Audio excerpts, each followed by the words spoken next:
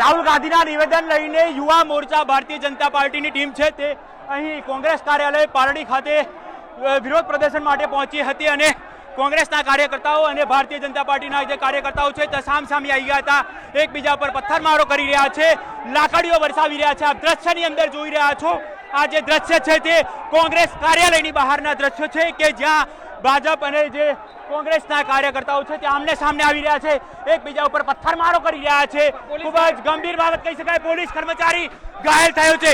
આપ જોઈ શકો છો હાલ દ્રશ્યની અંદર જે પોલીસ કર્મચારી છે તે અહીં ઘાયલ થયો છે અને સામસામે પથ્થરો વાગી રહ્યા છે, એકબીજાને પથ્થરમારો કરવામાં આવી રહ્યો છે।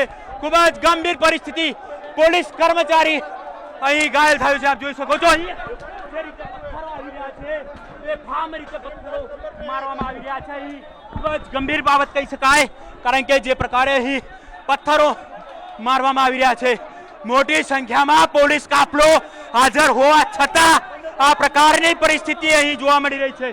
આપ જે દ્રશ્ય જોઈ રહ્યા છો, યુવા મોરચા તરફથી પથ્થરમારો તો બીજી તરફ કોંગ્રેસના કાર્યકર્તાઓ તરફથી જે પ્રકારે પથ્થરમારો કરવામાં આવી રહ્યો છે, એકબીજા પર લાકડીઓ વરસાવવામાં આવી હતી, જેમાં એક પોલીસ કર્મચારીના માથામાં પથ્થર વાગ્યો હતો। પોલીસની ગાડી ઉપર પથ્થરો હાલમાં આવી રહ્યા છે, ખૂબ જ ગંભીર બાબત કહી શકાય, પોલીસની ગાડીઓ ઉપર પથ્થર આપ જોઈ શકો છો અહીં જે રીતે પથ્થરો આવી રહ્યા છે, ખૂબ જ ગંભીર બાબત કહી શકાય કે ખૂબ જ ગંભીર બાબત છે કે જોઈ શકો છો આપ અહીં દ્રશ્યની અંદર એકબીજાની ઉપર પથ્થરમારો કરવામાં આવી રહ્યો છે।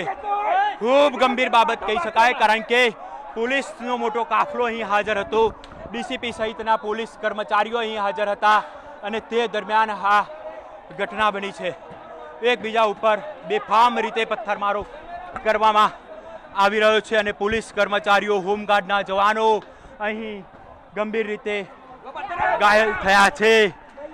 ખૂબ જ ગંભીર બાબત, આ બાજુ ગંભીર બાબત કહી શકાય। જે રાહુલ ગાંધીના નિવેદનને લઈને યુવા મોરચાની ટીમ છે ભાજપની તે અહીં કોંગ્રેસ કાર્યાલય બહાર અહીં વિરોધ પ્રદર્શનમાં પહોંચી હતી અને જ્યારે બંને જે પક્ષના લોકો છે, કાર્યકર્તાઓ છે તે અહીં વિરોધ પ્રદર્શન કરી રહ્યા હતા, એક તરફથી કોંગ્રેસ વિરોધ પ્રદર્શન, બીજી તરફથી બીજેપીનો વિરોધ પ્રદર્શન થઈ રહ્યો હતો, તે દરમિયાન આ જે બંને પાર્ટીના કાર્યકર્તાઓ છે તે આમને સામને આવી ગયા હતા। હજી પણ કયા પ્રકારની પરિસ્થિતિ છે તે આપ સ્પષ્ટપણે અહીં જોઈ શકો છો, પોલીસની હાજરીની અંદર બેફામ રીતે અહીં પથ્થરમારો કરવામાં આવી રહ્યો છે, ચારે તરફથી પથ્થરો વરસાવવામાં આવી રહ્યા છે, ચારે તરફ પથ્થરો આવી રહ્યા છે। આપ જોઈ શકો છો હાલ દ્રશ્યની અંદર મોટી સંખ્યામાં પોલીસ કાફલો તૈનાત કરવામાં આવ્યો હતો, તેમ છતાં અહીં આપ જે પ્રકારની પરિસ્થિતિ જોઈ રહ્યા છો, ખૂબ જ ગંભીર પરિસ્થિતિનું નિર્માણ અહીં જોવા મળી રહ્યું છે।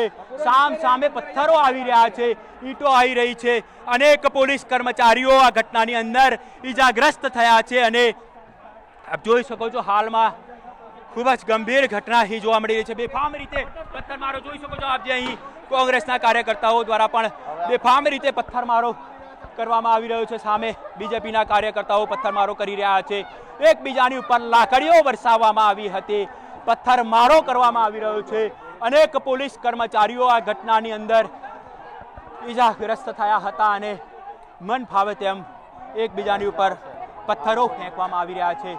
કોંગ્રેસના કાર્યકર્તાઓ મોટી સંખ્યામાં હાજર હતા અને પરિસ્થિતિ વણસી હતી, એકબીજા ઉપર શરૂઆતમાં લાકડીઓ ફેંકવામાં આવી હતી અને ત્યારબાદ જોતાની અંદર બંને પક્ષો તરફથી પથ્થરમારો કરવામાં આવ્યો હતો।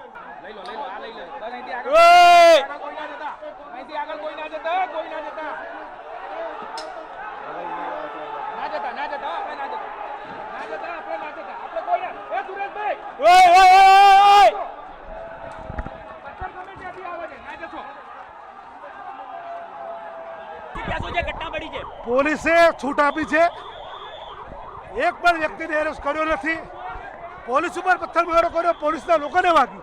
શું કહેશો આ ઘટનાને કઈ રીતે આપ જોઈ રહ્યા છો, જે રીતે બેફામ પથ્થર ભાજપ સરકારે લુખાઓને ખુલ્લેઆમ છૂટ આપી છે અને પોલીસ એ તરીકે અત્યારે ધ્યાન કરી રહી છે।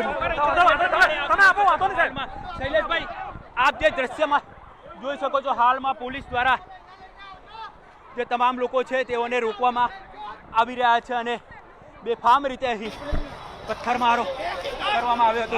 કોંગ્રેસના જે શૈલેષ પરમાર અને તેમને પણ માથાની અંદર વાગ્યું હોવાનું હાલમાં જાણવા મળી રહ્યું છે. પોલીસે ભાજપિયાઓને અરેસ્ટ કરવાના હોય ભાજપીઓ જોવો અહીંયા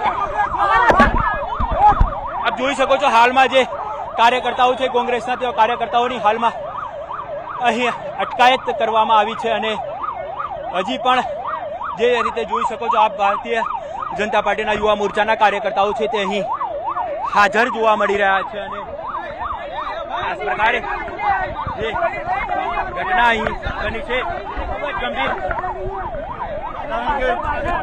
શું કહેશો? ભાજપના નેતાઓ પણ પથ્થરમારો કર્યો હતો. ભાજપના નેતાઓએ પથ્થરમારાની શરૂઆત નથી કરી. શરૂઆત એ લોકોએ કરી છે. અમે માત્ર શાંતિપૂર્ણ પ્રદર્શન માટે અહીંયા આવ્યા હતા. વિરોધ પ્રદર્શન સૂત્રોચ્ચાર થતો હતો. વિરોધ પ્રદર્શન થતો હતો, સૂત્રોચ્ચાર થતો હતો ને એ લોકોએ પથ્થરમારાની શરૂઆત કરી. અમે એમના કાર્યાલય ગયા પણ નથી. એ લોકો દૂર ઉભા પથ્થર મારે. જોઈ શકો છો હાલમાં પણ ગમે ત્યારે પરિસ્થિતિ અહીં વણસી શકે તેમ છે.